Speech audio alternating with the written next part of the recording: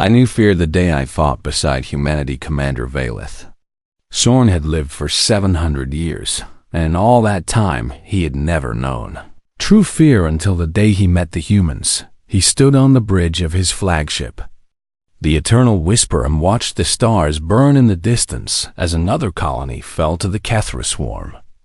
The bioluminescent patterns on his pale skin flickered with worry as he read the reports coming through his console. 17 star systems had fallen in 3 cycles, and the Velathari Dominion, a coalition of 12 ancient spacefaring species, was losing this war. Commander, his lieutenant said, her voice trembling.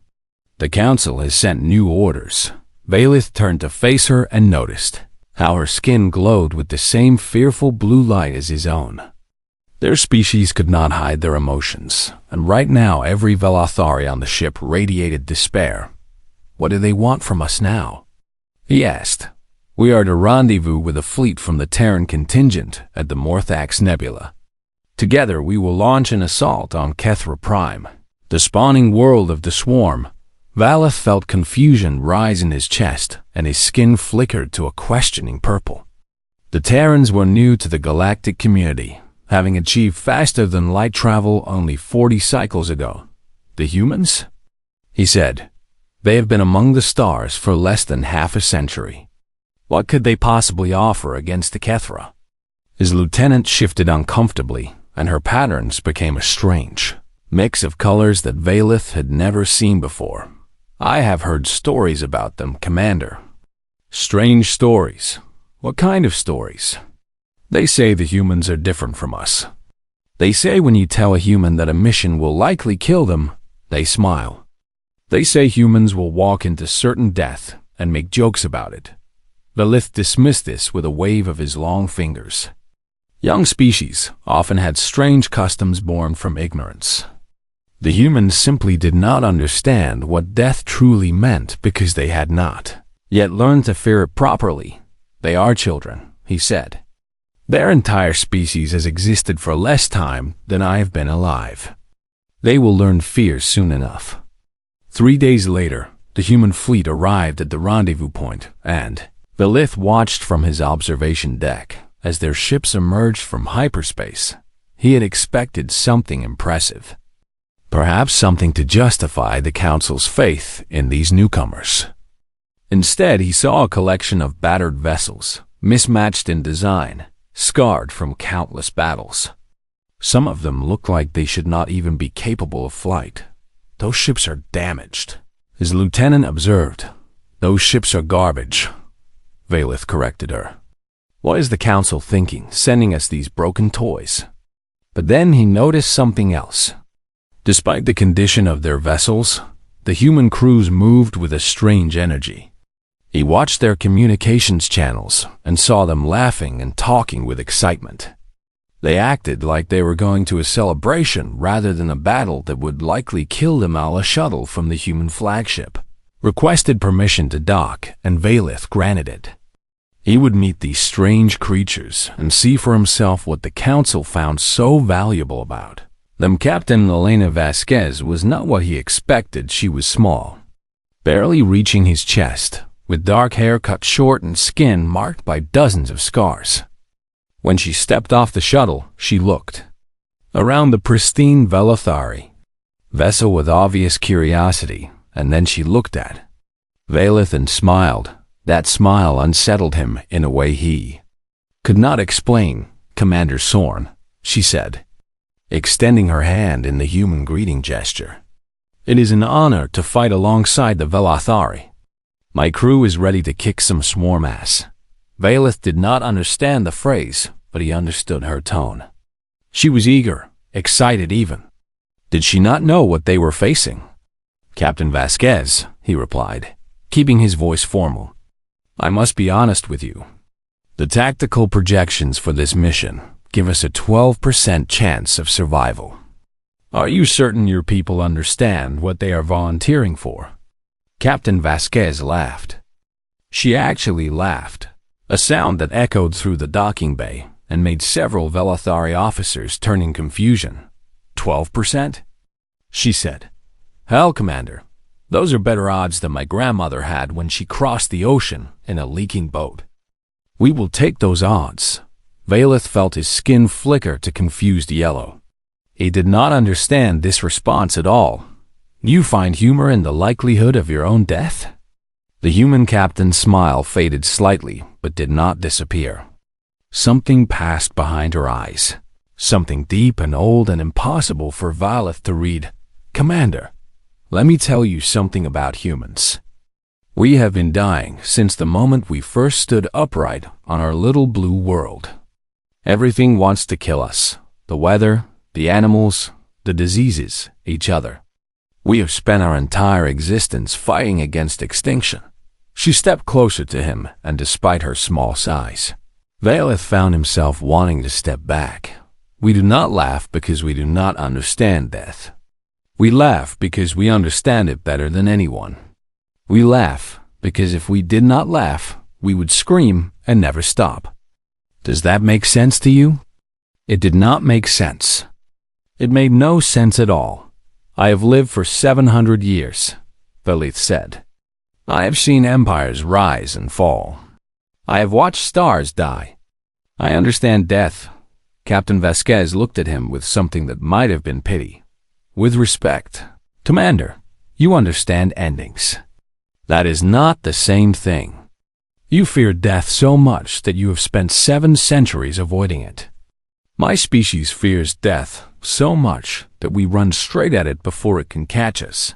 She turned and began walking toward the briefing room, then paused and looked back over her shoulder. The ones who wait for death are the ones who suffer longest. The ones who charge at it, well, at least we get to choose how we go. See you at the briefing, Commander. Valeth watched her walk away, and for the first time in his long life, he felt something cold crawl up his spine. It was not fear exactly, not yet. It was the beginning of fear, the seed of something that would grow into terror. He did not know it then, but that small human woman had just shown him a glimpse of something his ancient species had never understood. He had just seen what it looked like when a creature made of fear learned to wear it as armor, and it was the most unsettling thing he had ever witnessed. I knew fear the day I fought beside humanity. The Joint Fleet had gathered in the Morthax Nebula, and Commander Valeth Soan spent the 3 days before the assault trying to understand the humans. He failed completely on the first day. He observed them from a distance. The human soldiers trained in the cargo bays of their ships, running drills and practicing combat formations. This was normal. This was what any military species would do before a battle. But then they did something strange. When the training ended, they gathered together and began to sing. Valeth listened through the communication channels as hundreds of human voices joined together in rough harmony. The songs were not victory anthems or prayers to their gods. They were silly songs, songs about drinking and love and missing their homes. They laughed when someone forgot the words and cheered when someone sang especially loud. Lieutenant, Valeth said, "What are they doing?" His lieutenant had been studying human culture since they received their orders, and she shook her head with confusion. I believe they call it morale building, Commander. They sing to remind themselves of home before they face death. That seems counterproductive. Why would they want to think about what they are leaving behind? I do not know, Commander. Humans are very strange. On the second day, Valeth walked through the corridors of the human flagship. Captain Vasquez had invited him to observe her crew, and he had accepted out of curiosity. What he saw disturbed him deeply. The human soldiers were writing letters. They sat in their bunks and in the mess hall and in every quiet corner of the ship, writing words on paper or recording messages on their devices. When he asked Captain Vasquez about this, she explained that they were writing to their families. They want their loved ones to know how much they meant to them, she said, in case they do not come back. But you told me the survival rate is only 12%, Valeth said. Most of them will not come back. Why do they torture themselves with these goodbyes? Captain Vasquez looked at him with that strange expression he had come to recognize as human sadness mixed with human strength. Because the goodbye is not for us, Commander. It is for them. We want our families to know that we were thinking of them at the end. We want them to have something to hold on to, even knowing you will die, especially knowing we will die. That is when the words matter most. Valeth could not understand this. His people did not say goodbye. When a Velethari faced death, they retreated into meditation and tried to find peace in isolation. The idea of reaching out, of connecting with others in those final moments, seemed like madness on the third day he attended.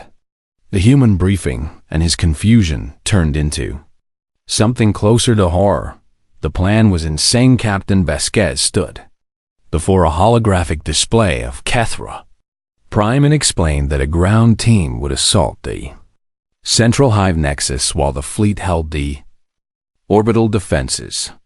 If they could destroy the Nexus, they would kill the Swarm Queen and sever the psychic connection that coordinated the entire Kethra species. The survival estimate for the ground team is approximately 3%, she said. I will be leading the assault personally. Volunteers only. Valeth expected silence. He expected the humans to look at each other with fear and hesitation. Instead, every single soldier in the room raised their hand. Every single one. Captain, Valeth said, standing up from his seat. This is suicide. 3% is not a survival rate. It is a death sentence. Surely, there must be another way. Captain Vasquez turned to face him, and her expression was calm and certain. Commander, my great-grandfather stormed a beach called Normandy with worse odds. My grandmother crossed an ocean in a boat that was falling apart. My father walked into a burning building to save people he had never met. This is what humans do. But why? Valeth demanded. Why would you choose death when you could retreat and preserve your lives? The room went quiet, and every human eye turned to look at him. For a moment, Valeth felt like he had said something deeply offensive, though he did not understand.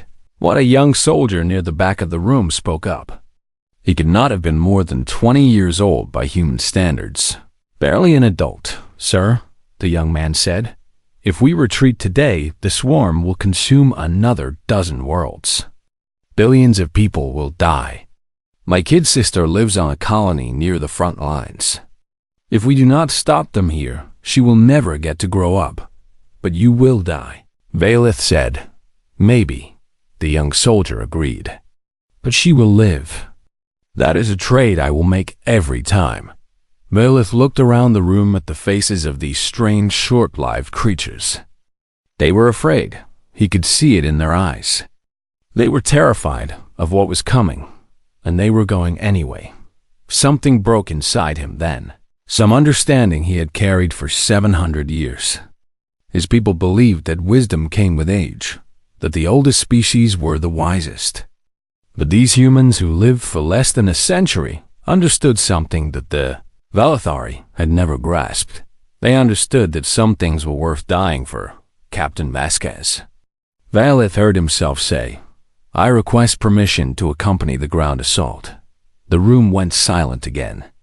Captain Vasquez studied him with those strange dark eyes. Commander, this is not your fight. The Velethari did not volunteer for ground operations. I know, Valeth said. I am volunteering now. He did not know why he said it. His body was not suited for ground combat, and his survival instinct screamed at him to stay on his ship where it was safe. But something about these humans made him want to understand them better, to see what they saw, to know what drove them forward into the darkness. Captain Vasquez smiled that unsettling smile of hers. Welcome to the team, Commander. I hope you are ready to see how humans fight. Valeth was not ready. He would never be ready for what he was about to witness. But he was going. Anyway, perhaps that was the first step toward understanding them. Perhaps that was the first moment he began to become something more than he had. Years later, he would look back on that decision as the most important choice of his long life, but in that moment, all he felt was fear, and he discovered that fear felt different when he walked toward it instead of away. I knew fear the day I fought beside humanity. The drop to Kethra Prime was a nightmare from the moment it began. Velith pressed himself against the wall of the shuttle as explosions rocked the small vessel. Through the viewport, he could see other shuttles burning, spinning out of control, breaking apart in the acidic atmosphere of the swarm homeworld. Half their forces died before they even touched the ground. "Hold on," Captain Vasquez shouted over the chaos. "We are going in hard." The shuttle hit the surface with a crash that threw Velith from his seat. Warning lights flashed, an alarm screamed, and then the door blew open, and the humans were moving, pouring out into the hellscape of Kethra Prime. Velith had seen images of the swarm world, but nothing had prepared him for the reality. The sky was a sick yellow color, filled with clouds of spores that burned the lungs. The ground was covered in organic matter, pulsing and moving like the skin of some enormous creature. Towers of flesh and bone rose toward the sky, and everywhere, there were Kethra swarm came at them in waves. They were insectoid nightmares, six-limbed killing machines with razor claws and acid blood. They moved as one, a single mind driving millions of bodies, and they wanted nothing more than to tear the invaders apart. "Move," Captain Vasquez commanded. "Head for the Nexus entrance. Do not stop for anything." Velith ran. His long legs carried him faster than the humans, but he did not want to leave them behind. He fired his weapon at the oncoming swarm and tried not to think about how many of them there were. Soldier next to him went down, tackled by 3 Kethra at once. Velith turned to help, but another human grabbed his arm and pulled him forward. "Keep moving," the soldier shouted. "We cannot save him." They pushed through the swarm, leaving bodies behind them, human and Kethra alike. Velith's bioluminescence was going wild, cycling through every color of fear and panic and desperation.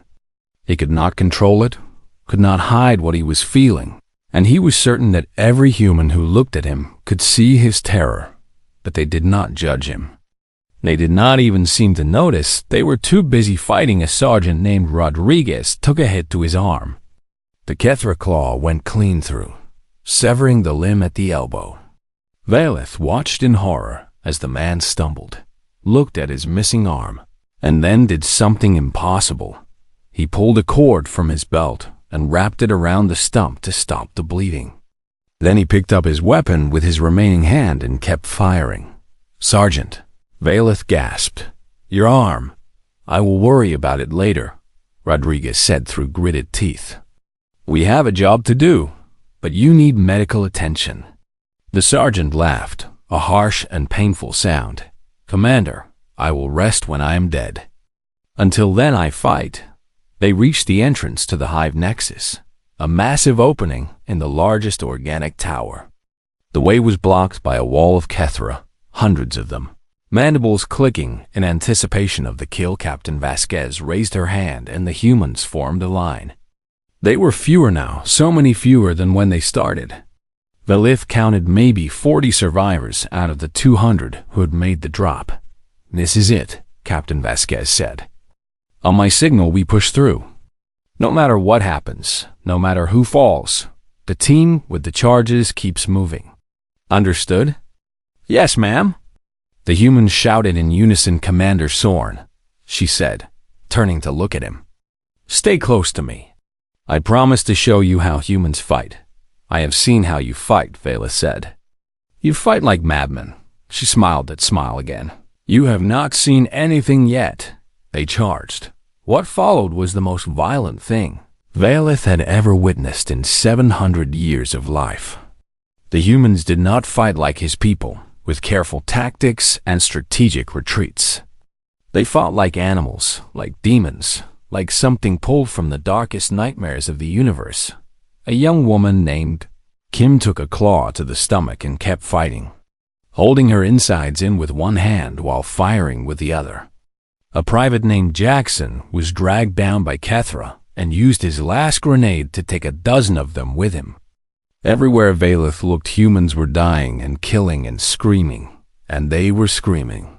That was the thing that would haunt him forever. They were not silent in their courage. They screamed in pain and fear and rage. They cried out for their mothers and their gods and each other, but they did not stop. They did not stop. Captain Vasquez took a hitman for Valeth. A Kethra warrior had lunged at his back, and she threw herself in the way, taking the claw across her shoulder instead of letting it take his head. "Captain," he cried, catching her as she stumbled. "Keep moving," she ordered, blood running down her arm. "We are almost there." "You saved me," he said, unable to process what had just happened. "Why did you save me?" She looked at him with those fierce human eyes. "Because you would have done the same." He wanted to tell her she was wrong. He wanted to say that no Velethari would sacrifice themselves for another, that their culture valued self-preservation above all else. But the words would not come because he was no longer certain they were true. They pushed through the final barrier of Kethra and found themselves in a massive chamber. The walls pulsed with sickly light, and in the center was the Nexus core, a towering pillar of organic matter that connected the Swarm Queen to every Kethra in existence. "Set the charges." Captain Vasquez commanded a demolition team moved forward, 4 soldiers carrying enough explosives to level a mountain. But as they approached the core, the walls came alive and Kethra poured in from every direction. More than Valeth could count, more than he thought possible. The demolition team went down. One by one they fell, killed by the swarm before they could reach the core. The last one managed to throw the bag of charges forward before a Kethra took his head. The explosives landed at the base of the core, but there was no one left to arm them. No one left to set the timer. No one left to press the button that would end this war. "No," Captain Vasquez whispered. "We were so close." The Kethra surrounded them. 40 soldiers had entered the Nexus, and now only 12 remained. They formed a circle, backs to each other, facing the endless swarm. This was it, Valeth thought. This was where they would die, having failed, having accomplished nothing. But the humans did not look defeated. They looked determined, and one of them stepped forward. "I knew fear the day I fought beside humanity." Private Tomas Reyes was 19 years old. Valeth watched the young human step forward from the circle of survivors and felt his heart stop. Reyes was the same soldier who had spoken at the briefing, the one who talked about his little sister, the one who said he would trade his life for hers without hesitation. "I will do it," Reyes said. Captain Vasquez turned to face him, and Valeth saw something pass between them. A silent communication that he could not read. "Private, do you understand what you're saying?" "Yes, ma'am."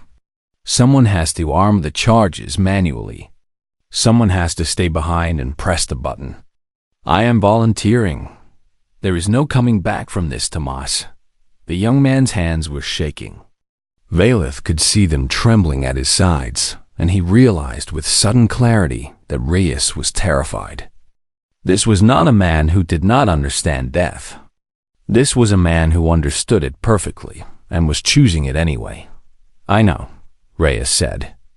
"But my sister." His voice broke and he stopped, swallowing hard, fighting to control himself. "My sister is 8 years old, Captain. She wants to be a pilot. She wants to fly between the stars. If we fail here today, she will never get the chance. I cannot let that happen." Valeth stepped forward without thinking. "There must be another way," he said. "We can find another option." "We can, Commander," Reyes interrupted, and there was something almost gentle in his voice. "There is no other way. We all knew that when we volunteered. Someone was always going to have to stay behind. But why you?" Valeth demanded. "Why does it have to be you?" Reyes looked at him and smiled, a sad and beautiful smile that Valeth would remember for the rest of his very long life, because I am the youngest. I have the least to leave behind. The others have wives and husbands and children waiting for them. I just have Maria and she will be okay.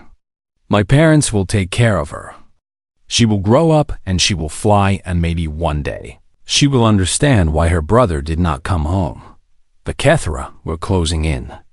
They did not have time for long goodbyes.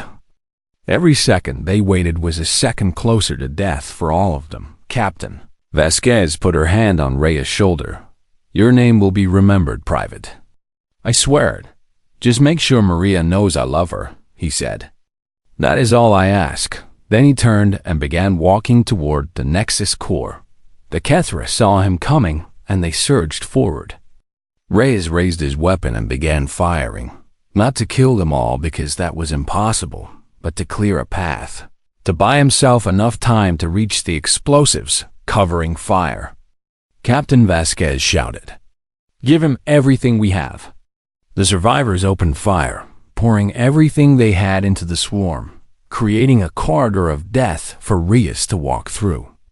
It was not enough. It could never be enough.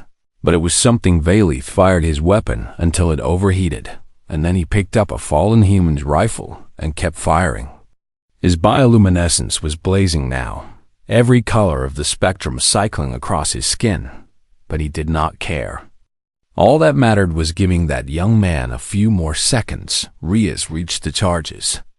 Valeth saw him kneel down and begin working on the detonator. The Kethra were almost on him, reaching for him with their terrible claws. "Run!" Reyes screamed. "Get out of here. Fall back," Captain Vasquez ordered. "Everyone to the exit now." They ran. Valeth ran with them, his long legs carrying him toward the tunnel they had entered through. Behind him, he could hear the sound of Kethra closing in, and above it all, he could hear something else. He could hear Tomas Reyes screaming. Valeth stopped at the tunnel entrance and turned back. He could not help himself. He had to see. He had to witness what this young human was doing. Reyes was surrounded.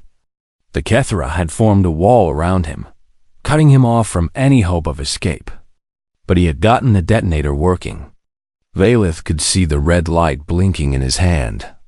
The young man was crying. Tears ran down his face and his whole body shook with terror. This was not the calm acceptance that Valeth people believed death should bring. This was raw fear, primal and overwhelming. But his finger was on the button and he was not running. "For Maria," Reyes whispered. Valeth should not have been able to hear it over the chaos, but somehow he did. Somehow those words reached him clear as anything he had ever heard. "For Maria." He pressed the button. The explosion was blinding. Valeth felt hands grab him and pull him back into the tunnel as fire and force rushed past. The walls shook, and the ceiling began to collapse, and somewhere behind him, the Nexus core was dying. Taking the Swarm Queen with it, they ran through the tunnels as the hive fell apart around them. Kethra stumbled and fell everywhere, suddenly disconnected from their queen, suddenly alone in their minds for the first time in their existence. They were no longer a threat. They were just confused animals, lost without the voice that had guided them. When they emerged onto the surface of Kethra Prime, the sky was different. The yellow clouds were breaking apart, and in the distance Valeth could see Kethra dropping from the air. Their coordination gone, their purpose destroyed. They had won. The war was over. Captain Vasquez stood beside him, her wounded arm hanging limp at her side, and looked up at the changing sky. "He did it," she said quietly. "The crazy kid actually did it. He was afraid," Valeth said. "I saw him. He was terrified. He was crying. Of course he was afraid," Captain Vasquez replied.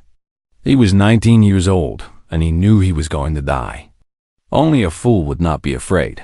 But he did it anyway. Yes, he did it anyway." Valeth's skin had finally stopped cycling through colors. It had settled on a pale blue that among his people indicated profound spiritual disturbance. He had witnessed something that had fundamentally changed the way he understood the universe. "I thought courage meant not being afraid," he said. "My people have always believed that the brave are those who do not feel fear." Captain Vasquez shook her head. "Then your people do not understand courage at all, Commander. Courage is not the absence of fear. Courage is being so afraid you can barely breathe and doing what needs to be done anyway. Courage is a 19-year-old boy with tears on his face and a detonator in his hand." She turned to look at him, and her eyes were wet. "That is what humans are, Commander. We are not fearless. We are terrified. We are the most frightened species in the galaxy. But we have learned that fear does not have to stop you. Fear can push you forward if you let it." Valeth looked back at the crumbling hive nexus where a young man named Tomas Reyes had given everything he had, and for the first time in 700 years he wept. "I knew fear the day I fought beside humanity, 3 months after the Battle of Kethra Prime." Commander Valeth Sorn stood on the surface of Earth for the first time. The human homeworld was beautiful in a way he had not expected. It was a small planet, blue and green and white, fragile-looking compared to the massive worlds of the Velathari Dominion.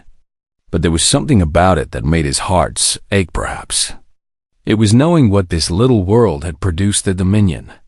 Council had organized a ceremony to honor the heroes of the war, and they had chosen to hold it here, on the planet where humanity had begun.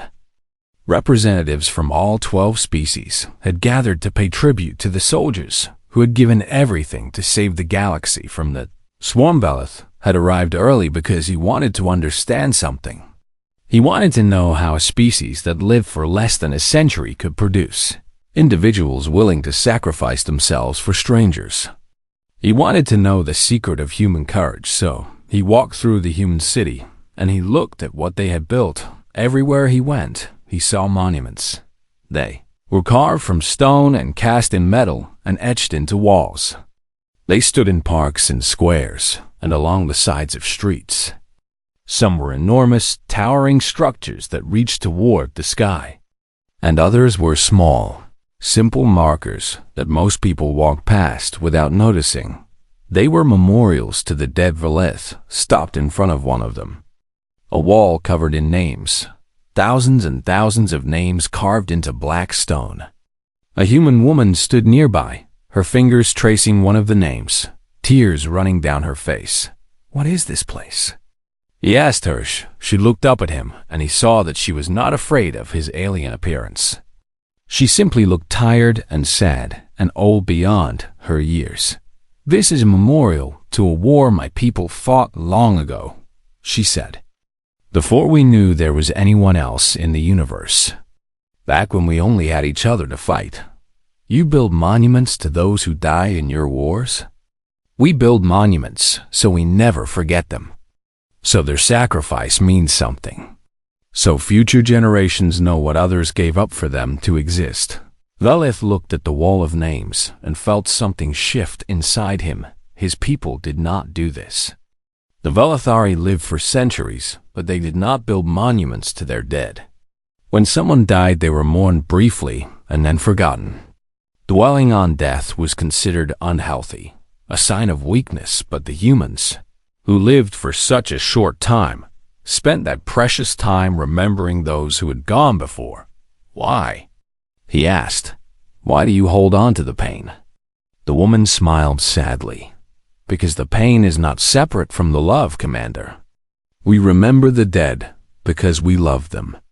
We honor their sacrifice because it mattered. If we forgot them, their deaths would have no meaning." She turned back to the wall and continued tracing the name. Beneath her fingers, "My grandfather's name is on this wall. He died before I was born. I never knew him, but I know he was brave because he is remembered here. And someday, my grandchildren will come to this wall and trace his name and know that they exist because he was willing to give everything." Valeth thanked her and walked away. He had much to think about. The ceremony was held in a great open square. Thousands of humans and hundreds of aliens gathered together to honor the heroes of the HFY War. Admiral Vasquez, as she was now called, stood at the front in her dress uniform, her scars visible, and unashamed Valith spotted her after the speeches and made his way through the crowd to her side. When she saw him, she smiled, that same unsettling smile she had given him on the day they first met, but it no longer unsettled him. Now he understood what it meant. "Commander Sorn," she said. "Or should I say Ambassador Sorn now? I heard you requested a permanent posting to Earth." "I did," he confirmed. "There is much I wish to learn from your people." "And what have you learned so far?" Valith considered the question carefully. He had spent 3 months thinking about what he had witnessed on Kethra Prime. He had spent 3 months trying to put into words the change that had happened inside him. "I have learned that my people have been living wrong," he said. "We have spent 10,000 years trying to avoid death. We have stretched our lives across centuries by hiding from anything that might threaten us. We thought this made us wise." He paused, looking out at the sea of human faces. "The wisdom is not about how long you live. It is about how you choose to spend the time you have. Your people understand something that mine never did. You understand that a life spent hiding from death is not really living at all." Admiral Vasquez nodded slowly. "We have a saying. It is better to live 1 day as a lion than 100 years as a sheep. I watched a 19-year-old boy die on Kethra Prime," Valith said. He was terrified. He was crying. He did not want to die, but he did it anyway because he loved his sister more than he feared death. In that moment, he was more alive than I have ever been in 700 years. The ceremony was ending. The crowd was beginning to disperse. But Valith had one more thing to say. "I have been asked to speak at the memorial service tomorrow. They want me to say something about what I witnessed during the war. I have been thinking about what to say." "And what will you tell them?" Valith's skin shifted to a deep purple, the color of reverence among his people. "I will tell them this, that I have sailed the stars for 7 centuries, and I thought I understood courage. I was wrong. Courage is not the absence of fear. Courage is a 19-year-old boy shaking and weeping, surrounded by death, choosing to stand anyway. I knew fear the day I fought beside humanity. Not fear of the enemy. Fear of a species that looks into the void, knows it will consume them, and charges forward, screaming." Admiral Vasquez was silent for a long moment. When she spoke, her voice was thick with emotion. "Tanos would have liked that. I hope so. I hope wherever humans go when they die, he knows that his name is remembered, that his sacrifice meant something, that his sister will grow up in a galaxy free from the swarm because her brother was brave enough to be afraid." They stood together in silence as the sun set over the human city, casting long shadows across the monuments to the dead. "Why did you really request this posting?" Admiral Vasquez asked. Finally, Valith watched the humans around him. These strange, short-lived creatures, who had taught him more about life in 3 months than he had learned in 7 centuries. "Because I have lived for 700 years as a coward," he said. "And I have decided that however many years I have left, I want to spend them learning how to be brave." The sun disappeared below the horizon, and the stars came out. The same stars that humans had looked up at since the dawn of their species somewhere. Among those stars was a young man's final resting place. A tomb made of fire and courage and love, and Commander Valith Sorn, who had lived longer than most humans could imagine, made a promise to himself he would spend the rest of his life earning the sacrifice that Kamas' race had made. Would learn to run toward the things that frightened him. He would learn to be human, not in body, but in spirit, and that, he thought, would be a life worth living.